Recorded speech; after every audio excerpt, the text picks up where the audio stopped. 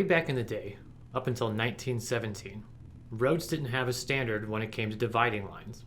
It was just understood that you could hug the right side of the road and everything would be all good. Well, this kind of fell apart when it came to corners. Drivers would tend to steer in and cut corners going into the opposite lane. So in 1917, the first center line was painted and was chosen to be the color white by the designer. That designer, Edward Hines, was inspired to paint the lines white when he saw a milk spill from a delivery wagon on newly paved road.